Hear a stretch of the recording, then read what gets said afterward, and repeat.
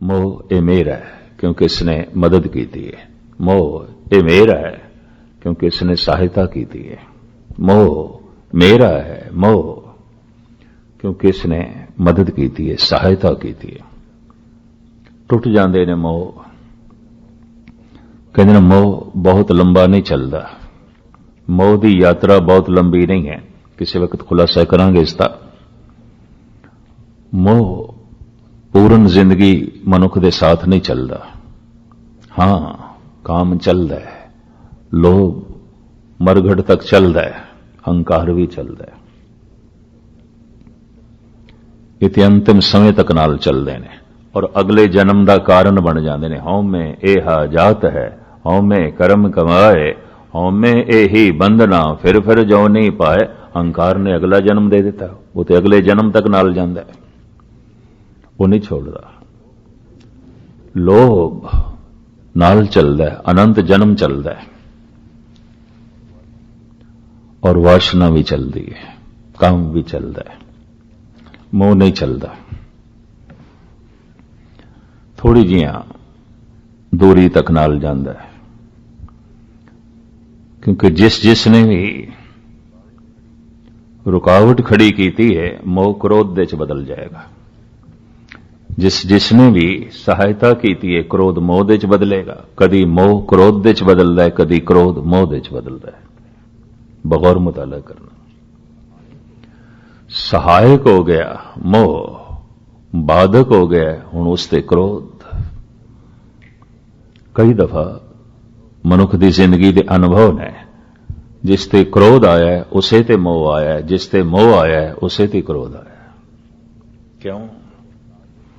जद साधक होया ते मोह आया, जद बाधा खड़ी कर देती ते क्रोध आया। इस तरह ही जीवन जो है चलता है। इस वास्ते धार्मिक दुनिया दे च मोह ते क्रोध की कोई बहुत वड्डी अहमियत नहीं बनते। और मैं उस दिन भी अर्ज की सी, क्रोध ते इस तरह जिवें पानी च बंदे की डुबकी लग जाती है तो कितनी देर पानी दे च बैठेगा। पानी दे च किन्नी क देर बैठेगा? 5 मिनट, 7 मिनट, 10 मिनट। बल्कि कुछ सियाणे तैराक ते कहते हैं 5 मिनट तो मनुख ज्यादा नहीं बैठ सकता, निकलना ही पड़ेगा, आना ही पड़ेगा। मेरे ख्याल इतना ही क्रोध रह सकता, इस तो ज्यादा नहीं। 2 मिनट, 3 मिनट, वध तो वध 5 मिनट। 5 मिनट के क्रोध की सारी शक्ति जायल हो जाती है, खर्च हो जाती है, मनुख ठंडा हो जाता है, पश्चाताप घेरेगा। क्रोध लंबा नहीं चलता, हर वक्त साथ नहीं। मोह भी लंबा नहीं चलता। जिस नाल अज मोह है ये मोह क्रोध दे च बदल जाएगा। जिसते अज क्रोध आया है शायद कल उसते मोह आ जाए। साधक बनेगा, मोह आ जाएगा, बाधक बनेगा, क्रोध आ जाएगा। लेकिन अनंत जन्मां तो नाल चलते ने और जन्म का कारण बनते ने काम, लोभ, अहंकार। बस यही समस्या है मन की, यही समस्या है। मन मैल है। इस मैल नूं किस तरह धोईए? भारत का पुराना धार्मिक जीवन 5000 साल का तीर्थां ते जोर है। जैसे मैं कल रात नूं अर्ज की थी, पानी नाल ज्यादा संबंध है। आपदी ज्ञात लई अर्ज करा, तमाम सनातनी मंदिरां दे विच प्रसाद मिलता है चरणामृत, पानी का प्रसाद मिलता है। चरणामृत, चरण अमृत, प्रसाद भी पानी का। और अपनी महल गुनाहां नूं धोवो भी पानी दे। गंगा दे डुबकी लाओ, नर्मदा दे चलाओ, प्रयागराज दा इशनान करो, कुंभी दा इशनान करो, कुंभ दा इशनान करो, ले जाणगे पाप। मन साफ हो जाएगा, मन पावन हो जाएगा। बस इस नाल गुरु नानक सहमत ने, इत्थों ही गुरमत न्यारी हो जाती है। पातशाह कहते ने सोचा है सोच न होवई। ਜੇ ਸੋਚੀ ਲੱਖ ਵਾਰ। ਸੋਚ ਕਰਨ ਨਾਲ, ਇਸ਼ਨਾਨ ਕਰਨ ਨਾਲ ਮਨ ਨਹੀਂ ਪਾਵਨ ਹੁੰਦਾ। ਇਸ ਤਰ੍ਹਾਂ ਦਾ ਇਸ਼ਨਾਨ ਤੂੰ ਇੱਕ ਦਫਾ ਨਹੀਂ, ਭਾਵੇਂ ਲੱਖਾਂ ਦਫਾ ਕਰ, ਔਰ ਲੱਖਾਂ ਤੀਰਥਾਂ ਤੇ ਕਰ, ਨਹੀਂ ਹੋਵੇਗਾ। ਨਹੀਂ ਤੇ ਤੀਰਥਾਂ ਤੇ ਰਹਿਣ ਵਾਲੇ ਸਾਰੇ ਬ੍ਰਹਮ ਗਿਆਨੀ ਚਾਹੀਦੇ ਸਨ। ਕਬੀਰ ਗੰਗਾ ਤੀਰ ਜੋ ਘਰ ਕਰੇ, ਪੀਵੇ ਨਿਰਮਲ ਨੀਰ, ਬਿਨ ਹਰ ਭਜਨ ਨਾ ਮੁਕਤ ਹੋਏ, ਇਮ ਕਹਿ ਰਮੇ ਕਬੀਰ। ਕਹਿੰਦਾ ਕੀ ਹੁੰਦਾ, ਠੀਕ ਹੈ ਗੰਗਾ ਤਟ ਤੇ ਤੂੰ ਕੁਟੀਆ ਬਣਾ ਲਈ, ਨਿਰਮਲ ਜਲ ਪੀ ਰਿਹਾ ਤੇ ਰੋਜ਼ ਇਸ਼ਨਾਨ ਕਰੇ, ਇਸ ਨਾਲ ਤੂੰ ਭਗਤ ਬਣ ਜਾਏਗਾ, ਇਸ ਨਾਲ ਤੂੰ ਕੋਈ ਤੂੰ ਬ੍ਰਹਮ ਗਿਆਨੀ ਬਣ ਜਾਏਗਾ। ਜਲ ਕੇ ਮੱਜਨ ਜੇਗਤ ਹੋਵੇ, ਨਿਤ ਨਿਤ ਮੈਂਡਕ ਨਾ ਆਵੇ, ਤੈਸੇ ਮੈਂਡਕ ਤੈਸੇ ਹੋ ਨਰ, ਫਿਰ ਜੋ ਨਹੀਂ ਆਵੇ।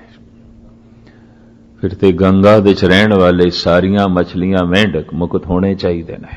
ਕਬੀਰ ਦਾ ਤਰਕ, ਕਬੀਰ ਦਾ ਇੱਕ ਧਰਮ ਗ੍ਰੰਥ ਹੈ ਬਹੁਤ ਵੱਡਾ, ਬੀਜਕ ਉਸ ਨੂੰ ਕਹਿੰਦੇ ਨੇ। ਉਸ ਦੇ ਚ ਉਹਨਾਂ ਦੇ ਕੁਝ ਸ਼ਿਸ਼, ਉਹਨਾਂ ਦੇ ਚੇਲਿਆਂ ਦੀ ਬਾਣੀ ਵੀ ਹੈ, ਜੈਸੇ ਕਿ ਧਨੀ ਰਾਮ, ਉਹਨਾਂ ਦੇ ਵੀ ਕੁਝ ਗੀਤ ਹੈਗੇ ਨੇ।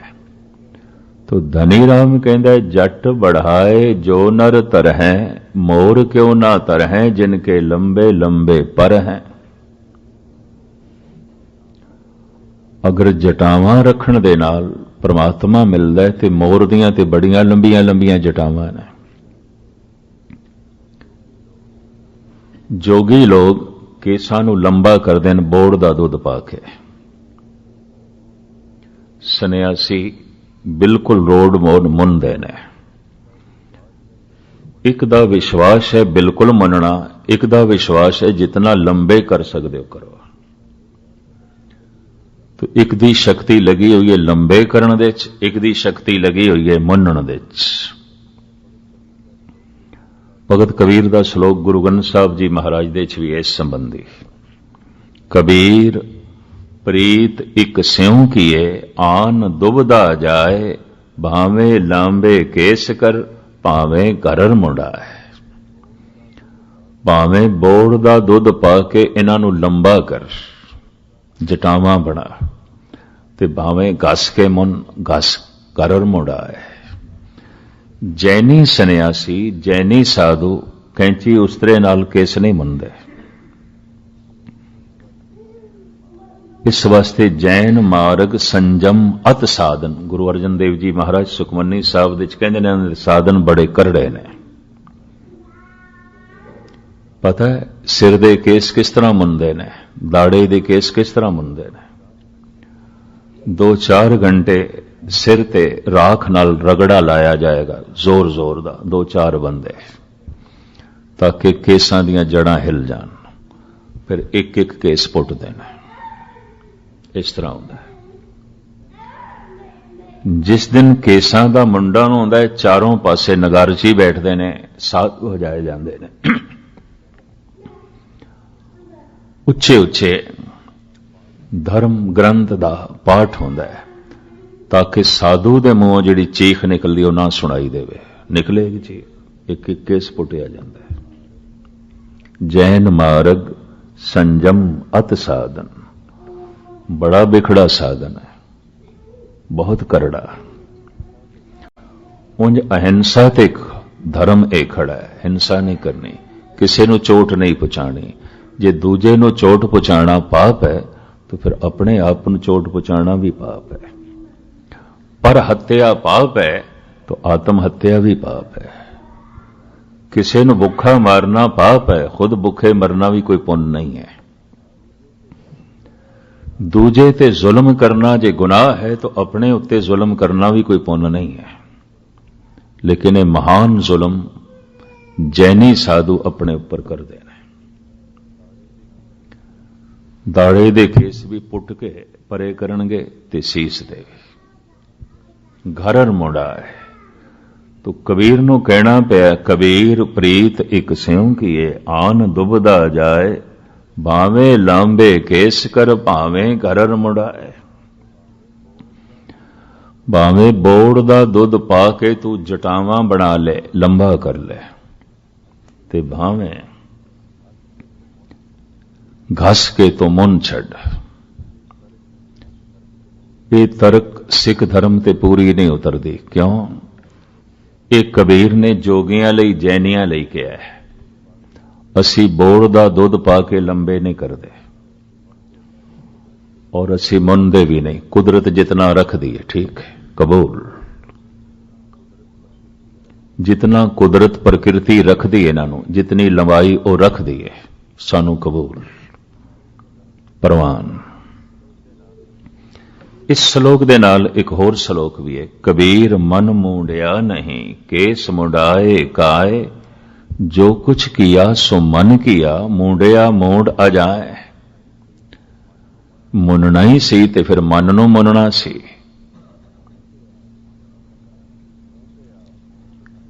मूंडिया मूंड अजाए, केसां दा मुंडन ते अजाई है। एवें फिजूल व्यर्थ। कबीर सहमत नहीं, क्योंकि कबीर स्वयं केसाधारी सन। यह भी मैं अर्ज करा, उन्हों की मूर्ति दास ने देखी है कबीर चौरा दे। कबीर दे मंदिर हिंदुस्तान दे बहुत सारे ने। उन्होंने सतनामी मंदिर कहते हैं, सतनामियां दा मंदिर, क्योंकि इन्हां दा गुरमंत्र है सतनाम। कबीर पंथी सतनाम जपदे ने, उन्हां दा गुरमंत्र सतनाम है। उन्हां दे मंदिरां दे बाहर सतनाम लिखिया हुंदा है और कबीर पंथियां नूं सतनामी कहंदे ने। खैर मुख्तसर जो है मैं अर्ज करा, ये जो है करड़ी साधना, इस नाल कबीर सहमत नहीं। जट बड़ाए जो नर तरह, मोर क्यों ना तरह जिनके लंबे लंबे पर हैं। शंख बजाए जो नर तरह, गधे क्यों ना तरह जिनके शंख जैसे सुर हैं। गंग नहाए जो नर तरह, मेंढक क्यों ना तरह जिनके गंगा में घर हैं। कहत कबीर सुनो रे संतो, वो ही नर तरह जिनके हृदय में हर है। इंज के तीर्थां दा इशनान, धन गुरु नानक देव जी महाराज कहते मन की मैल नहीं धो सकता। ना वो लोभ नूं धो सकता है, ना वो असीम वासना नूं धो सकता है, और ना ही असीम अहंकार नूं धो सकता है। ना ही मोह धुलना है, ना ही क्रोध धुलना है। ते मैल ते यही है, होर की मैल है? और तो कुछ मैल नहीं। बाकी मैल तन दी ते पानी धो देगा, वो ते जल धो देगा। हां, पानी नाल नाम दा संबंध जोड़िया जा सकता है। रेत दे जरिया नाल भी ईश्वर दे नाम दा संबंध जोड़िया जा सकता है। अगर कोई मनुख नाम जप रहा है तो मैं अर्ज करा, धरती दे कण भी पवित्र हुंदे ने। उसनों फिर चरण धूड़ कहते हैं, बशर्ते किसे उस मनुख दे चरणां दे थल्ले वो धूड़ आई होवे जो नाम रसक होवे, जप रहा होवे। रेत दे जर्रे अपना सुभाव बदलणगे, ते जे रेत दे जर्रे अपना सुभाव बदलदे ने, वो चरणां दे थल्ले दी खाक मस्तक ते लानी पैगी, सिर ते लानी पैंदी है, तो पानी भी सुभाव बदलता है। ये भी मैं अर्ज करा, अगर कोई नाम जप रहा है तो वो तरंगा पानी नूं छो रही ने, पानी अमृत बनेगा। उसकी महानता है। लोकी उन्हां दरियावां ते तीर्थां ते जांदे ने, किसे वक्त किसे ने उत्थे तप कीता सी, जप कीता सी, लेकिन तप की श्रृंखला ना चले, एक तपीश्वर के पीछे दूसरा तपीश्वर ना आवे, वो तरंगां सहजे सहजे खत्म हो जांदियां, पानी पानी रह जाता है। दूर क्यों जाओ? पंज प्यारे पंज बाणियां पढ़ने, दृष्टि पानी च रखनी पैंदी है, ताकि दृष्टि दे राही और आवाज शब्द दे राही पानी का स्पर्श होवे, पानी पानी ना रवे, पानी अमृत हो जाए। पानी अपना सुभाव बदलता है, बल्कि धार्मिक ਮਨੋਚਿੰਤਕ ਤੇ ਇਸ ਤਰ੍ਹਾਂ ਕਹਿੰਦੇ ਨੇ, ਕਿਸੇ ਨੂੰ ਪ੍ਰੇਮ ਨਾਲ ਪਾਣੀ ਪੇਸ਼ ਕਰੋ तो प्रेम दियां तरंगां नूं भी पानी पी जाएगा और वो पीता होया पानी कुछ होर स्वाद रखता है, पर नफरत नाल दिता जा रहा है, घृणा नाल दिता जा रहा है, इस पानी का टेस्ट कुछ होर होगा। धार्मिक मनोविज्ञान तो इत्थे तक कहता है, भोजन ते भी असर पेगा, मनुख दी विचारां दा, मनुख दी सोचणी दा, मनुख दे पेश करने दे ढंग दा। इस वास्ते असी गुरु दे भोजन नूं प्रसाद कहते हैं, बख्शिश, रहमत। गुरु दे घर दे भोजन नूं लंगर प्रसाद, कड़ा प्रसाद, ते प्रसाद दा ते मतलब है बख्शिश, रहमत। कड़ा प्रसाद दी देग पई कीर्तन होया है तो शब्द छूवेगा, शब्द दियां तरंगां नाल एक कड़ा प्रसाद बन जाएगा। भावना नाल लंगर बनाया जा रहा है, गप्पां नाल नहीं, दुनियावी गल करदियां नहीं। वाहिगुरू वाहिगुरू जपदियां या मन विच याद करदियां बनाया जा रहा है, ये तरंगां छूणगियां, ये लंगर प्रसाद होवेगा और इसका ऐसा स्वाद, ऐसा रस जो घर विच नहीं हो सकता। लख यतन करो तां भी नहीं हो सकता। वो श्रद्धा नाल बनिया, भावना नाल बनिया, भावना दियां तरंगां ने अंदोलित किया है, प्रभाव पाया है, प्रसाद बन गए, बख्शिश, रहमत। इन्हां बारीकियां नूं जिन्हां लोकां ने पकड़िया सी, उन्होंने कहा है धूड़ अकसीर हो जाती है चरनां दी, मस्तक ते लाण जोगा बन जाती है, पानी अमृत बन जाता है। लेकिन सिर्फ ऐसा ही सोचना, कुछ जप तप नहीं करना ते प्रेरणा भी कुछ नहीं लेनी, बस डुबकी ला लेनी है किसी तीरथ ते, गुरु नानक सहमत नहीं। साहिब कहते इस तरह की डुबकी एक दफा नहीं तू लखां दफा ला, पावन नहीं हो सकता, पवित्र नहीं हो सकता। सोचे सोच ना हो वही जे सोची लखवार। दूसरी समस्या मन दी, मन चुप नहीं करता। इहदे लई भारत दे साधुआं ने जो तौर तरीका अपनाया सी वो ये कि मौन धारण करो, मौन, चुप रहो। 1 साल दा मौन, 5 साल दा मौन, 12 साल दा मौन, 20 साल दा मौन, नहीं बोलना, बोलना ही नहीं, चुप रहना। और इस तरह के लोगों को कहते सन मौनी महाराज, मौनी जी, चुप करके बोलता ही नहीं, बोले नाई होए बैठा मौनी, अंतर कलप भवाइए जोनी।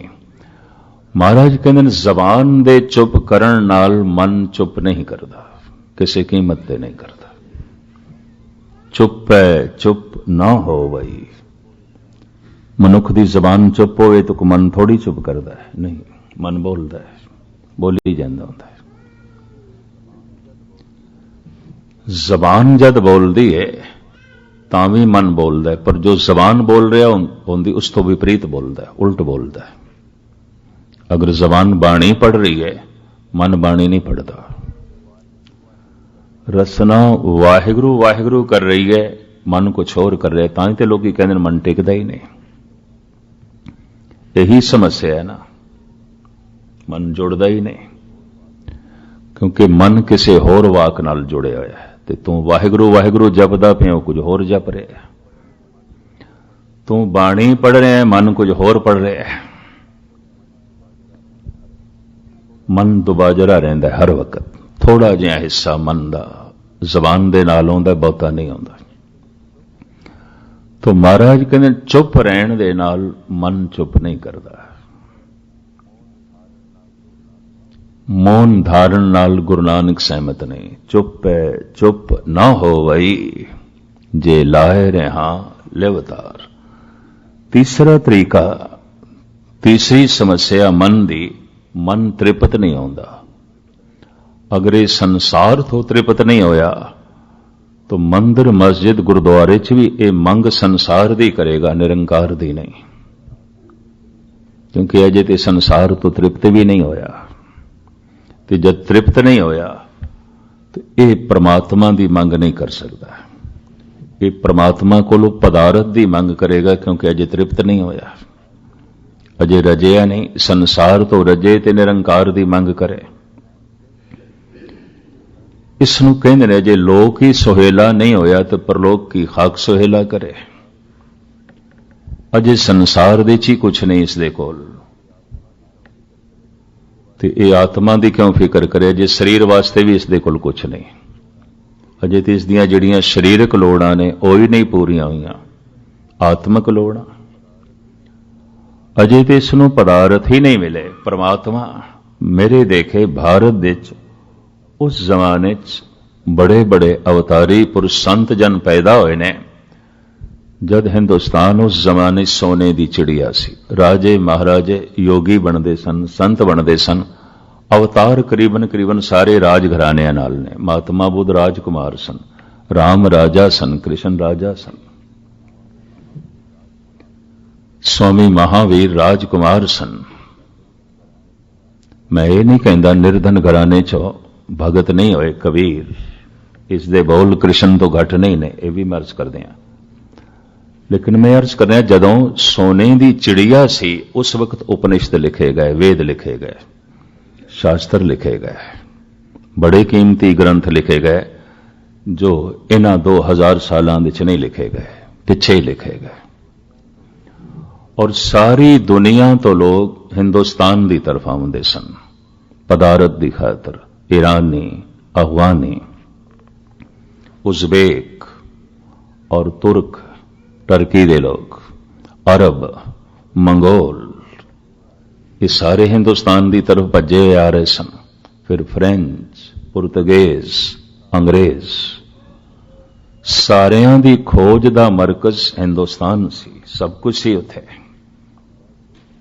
लोहा सी, तांबा सी, सोना सी, चांदी सी, हीरे सन, कीमती पत्थर सन, जरखैज इलाका सी, अन्न सी, धन सी।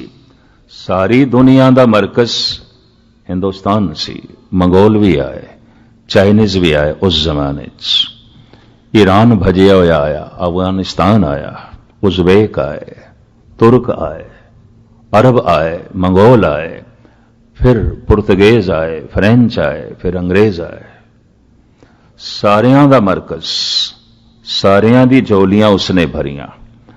2000 साल तक इतना लुटिया गया और इतना जोर नाल लुटिया गया, खोखला कीता, लेकिन अजे भी बहुत कुछ है। जैसे कि अज पदारथ की खातर हर पासों मनुख अमेरिका विच, उस जमाने च हिंदुस्तान विच, ये भी मैं अर्ज कर दिया। पढ़ लो तुसीं इतिहास, सब उधर ही भजदे सन, सब कुछ उत्थे सी। उस जमाने जद मनुख माला माल सी ते निश्चिंत सी, अवतार पैदा होए, ऋषि पैदा होए, ब्रह्मज्ञानी पैदा होए, ग्रंथकार पैदा होए, बड़े चोटी दे संगीतकार पैदा होए, कलाकार पैदा होए। उस जमाने मनुख त्रिपत हो गया सी, त्रिपत होके इस पासे चल पिया सी। देख लिया सी उसने धन, देख लिया सी उसने रूप, देख ले सन उसने पदार्थ, और चंगी तरह देख ले, मुड़ पिया। ऐसा मैं सोचदा यह देश भी मोड़ा खाएगा। मैं तो कुछ आश्रम देखे ने जिथे अमृत वेले उठ के विवेकानंद के आश्रम, रामा हरे कृष्णा के आश्रम वैनकूवर विच अमृत वेले जप पे करते हैं। ए अमेरिकन, ए कनेडियन ध्यान साधना पे करते हैं। मैं कहा हद हो गई, इधर मुड़ पे ने, इस पासे चल पे ने। और कई दफा वो बाहर दे आए हुए लोगों का मजाक भी उड़ाते ने। मैं उन्होंने देख के हैरान होया, इस पासे मुड़ पे ने। किसी वक्त भारत विच भी ऐसा सी, भरतरी जोगी बनता है, राजा गोपी चंद संत बनता है, राजकुमार सिद्धार्थ गौतम बुद्ध बनता है, राजकुमार महावीर, ये स्वामी महावीर बनता है, संत बनता है। रुचि सी इस पासे, रज गए सन, देख लिया, देख ली दुनिया, देख लिया जगत, इस पासे मुड़े। देखण तो मुराद यह सी, पता चलिया मन इस तो तृप्त नहीं हो सकता, मन की मंग कुछ होर है। तो उन्होंने मन नूं परमात्मा की तरफ मोड़िया। तीसरी समस्या है, मन रजदा नहीं ते मनुख इसनूं तृप्त करना चाहता है पदार्थां नाल, जद कि साहिब कहते ने भुखया भुख ना उतरी जे बन्ना पुरियां भार। एक लोक नहीं, एक पृथ्वी नहीं, अनेकां पृथ्वियां दे धन पदार्थ मिल जान मनुख नूं तां भी मन तृप्त नहीं होंदा। क्यों? जिस चीज नाल तृप्ति हो ही नहीं सकती और जो खुराक ही नहीं मनती, उसनूं किस तरह तृप्त करोगे? ये भी मैं अर्ज करते हैं। जैसे कुछ जीव ऐसे ने, उन्होंने अपनी अपनी खुराक है। मछली पानी दे जिंदा रह सकती, उसनूं दुध दे च रखोगे तो मर जाएगी, नहीं जी सकती। भावें तुसी आखो ले तेनू पानी चों कढ़िया ते हुण दुध दे च रह, दुध नाल नहा, नहीं, मर जाएगी। उसकी लोड़ नहीं है, उसदे जिंदा नहीं रह सकेगी। उसकी मंग है, उसका जीवन है, उसका सुभाव है, उसकी प्रकृति है पानी दे च जीवना, पानी च रह सकती है। दुध दे जो है नहीं, उस तो उल्ट नहीं। तो मैं अर्ज करा, मन परमात्मा दे च लीन हो सकता है और किसी विच नहीं, किसी भी पदार्थ दे च लीन नहीं हो सकता। थोड़ी देर नाल एकदम मोड़ा खा जाएगा। कोई ऐसा नहीं जिथे मन सदी टिक सके, कुछ भी जगत दे च ऐसा नहीं है। संसार दे च कुछ भी ऐसा नहीं जिथे मन हमेशा लई टिक सके, मोड़ा खाएगा, फिर कुछ होर चाहिए। और मन हर नवी चीज नूं पुराना कर देंदा है। मन दे तल ते कुछ भी नवा नहीं, ते पुराने नाल मन बैठदा नहीं, नवा चाहिए। नवा की है? जो नहीं वेखिया नवा है, वेखदियां ही पुराना हो गया। जो नहीं सुनिया नवा है, सुनदियां ही पुराना हो गया। जो नहीं खादा नवा है, खांदियां ही पुराना हो गया। जो नहीं हंडाया नवा है, हंडांदियां ही पुराना हो गया। और नवे पुराने च की फर्क है? वही नवा है जो नहीं वेखिया, वेखिया ही पुराना हो गया। नवे पुराने दा बस इतना फासला। तो मन दे तल ते सब कुछ पुराना हो जाता। जो प्राप्त हो गया पुराना हो गया, मन अगे चला जाता है। जो है उत्थे मन नहीं टिकता, क्योंकि पुराना हो गया। किसी का भी नहीं टिकता। इतनी मैं अर्ज करा, क्यों? मन का वह सिंहासन ही नहीं है, मन की वह खुराक ही नहीं है, मन का वह स्थान ही नहीं है, वो किस तरह टिकेगा? मन दे तल ते सब कुछ पुराना हो जाता है। इस वास्ते साहिब कहते हैं मन तृप्त नहीं हो सकता। जो इस तरीके नाल मन नूं तृप्त करने की कोशिश करने, उन्होंने समझ नहीं है। इस वास्ते गुरु नानक कह रहे हैं, भुखया भुख ना उतरी जे बन्ना पुरियां भार। चौथी समस्या, मन एक कोई गलती बार बार करता है, जीवन भर करता है, करी जाता है, हटदा ही नहीं। तो इसका समाधान यह लविया गया सी, शास्त्र पढ़े जान, वेद पढ़े जान, उपनिषदां नूं पढ़िया जाए, धर्म विद्या हासिल की जाए।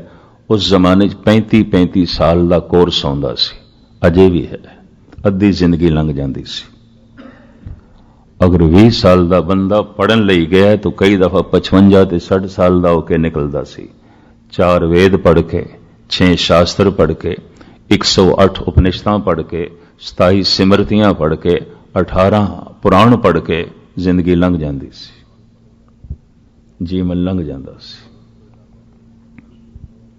और इस तो इलावा उसनूं गणित विद्या, ज्योतिष विद्या, होर भी पता नहीं कितना कुछ पढ़ना पैंदा सी। और कई दफा पढ़न दे कईयां दी इतनी रुचि लग जाती सी, जिंदगी लंघ जाती सी। क्या इस दे नाल मन बार बार भुल करन तो बच जाता है? महाराज कहते नहीं, सहज सियाणपां लख होए ਤਾਂ ਇੱਕ ਨਾ ਚੱਲੇ ਨਾਲ। ਇੱਕ ਨਹੀਂ, ਹਜ਼ਾਰਾਂ ਸਿਆਣਪਾਂ, ਹਜ਼ਾਰਾਂ ਤਰ੍ਹਾਂ ਦੀਆਂ ਵਿਦਿਆ ਮਨੁੱਖ ਹਾਸਲ ਕਰ ਲਵੇ। ਸੰਸਾਰ ਦੇ ਕਈ ਤਰ੍ਹਾਂ ਦੀ ਵਿਦਿਆ ਹੈ, ਬਹੁ ਪੱਖੀ ਵਿਦਿਆ ਹੈ।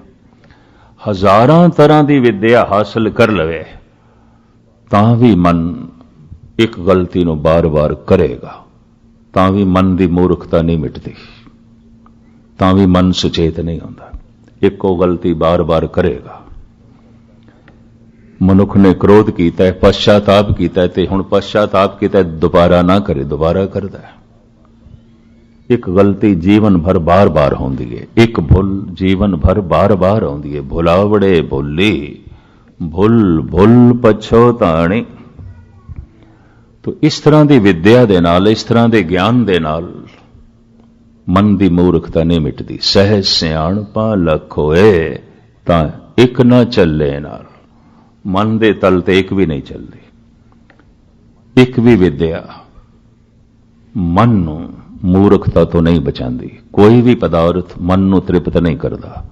ਜ਼ਬਾਨ ਦੇ ਚੁੱਪ ਕਰਨ ਨਾਲ ਮਨ ਚੁੱਪ ਨਹੀਂ ਕਰਦਾ, ਔਰ ਕੋਈ ਤੀਰਥ ਔਰ ਜਲ ਦਾ ਇਸ਼ਨਾਨ ਮਨ ਦੀ ਮੈਲ ਨਹੀਂ ਧੋਂਦਾ।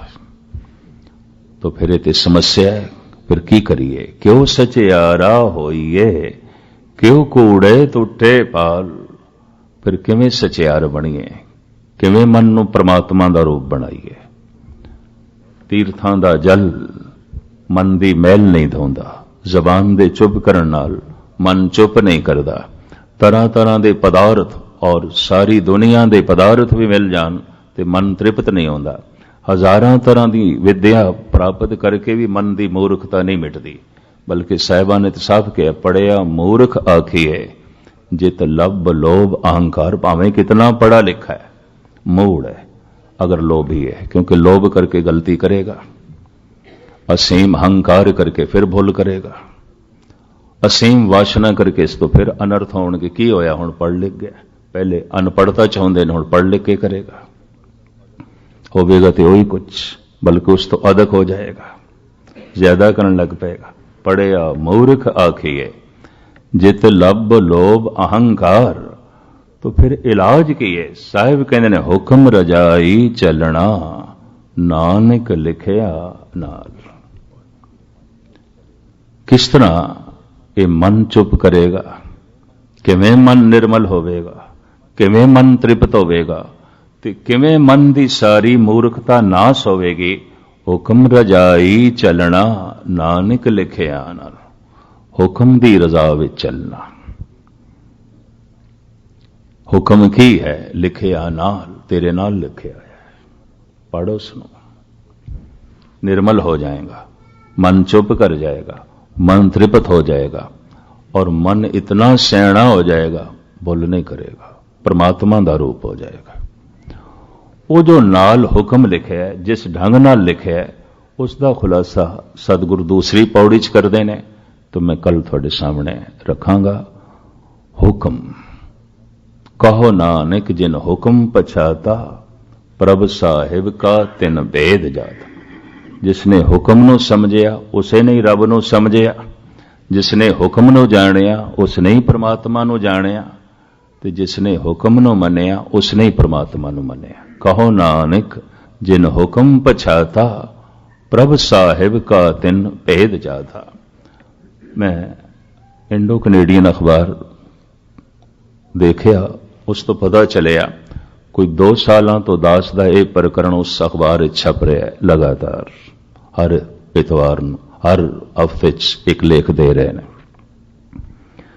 किसी वक्त मैं 1 महीना इसते ही कथा की थी वैनकूवर दे, बहुत पुरानी गल। कहो नानक जिन हुक्म पछाता, गालबन 80 दे, 1980 दे। कहो नानक जिन हुक्म पछाता, प्रभ साहिब का तिन भेद जाता। तो मैं इधर कैलिफोर्निया चो अखबार मैनू मिले, कई सज्जना ने दिखाया, वैसी हर हफ्ते उड़ीक पे करते हैं, ये पढ़ रहे हैं। तो मैं कहा मैं 1980 च इसकी की व्याख्या की थी, चलो उन्होंने संभाल के रखी है, मैं देखांगा, मैं भी पढ़ांगा।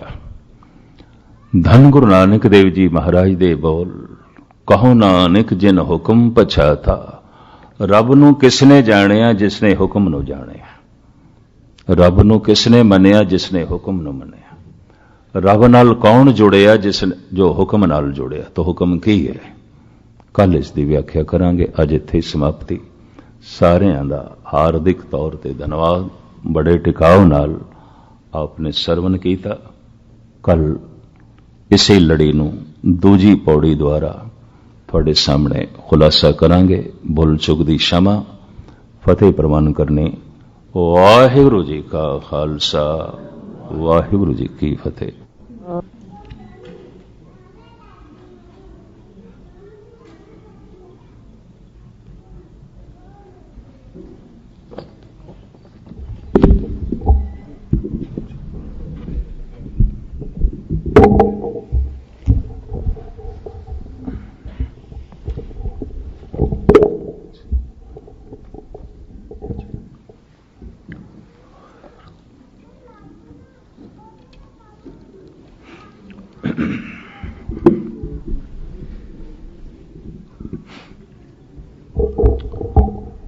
एक ओंकार सतनाम करता पुरख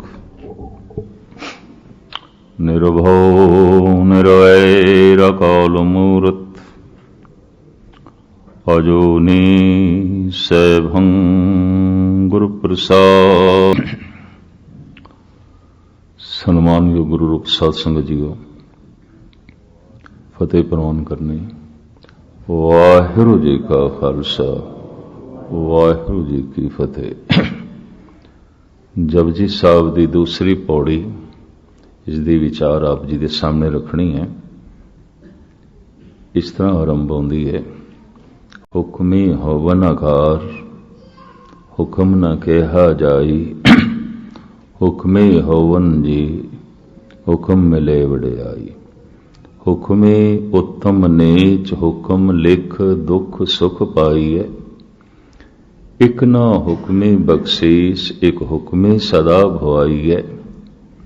हुक्मे अंदर सबको, बाहर हुक्म न कोय। नानक हुक्मे जे बुझे, ताहो मैं कहे न कोय। पहली पौड़ी जपजी साहब दी आरंभ होंदी है, सोचै सोच न होवई।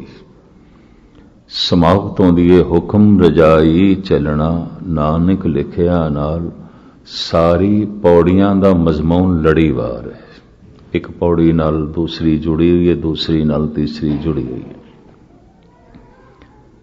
इस तरह नहीं कि कुछ पौड़ी पूर्व की गल कर रही थी, कोई पौड़ी पश्चिम की गल कर रही। नहीं, तरतीबवार है, सारी तरतीबवार है। पहली बाणी का नाम है जप।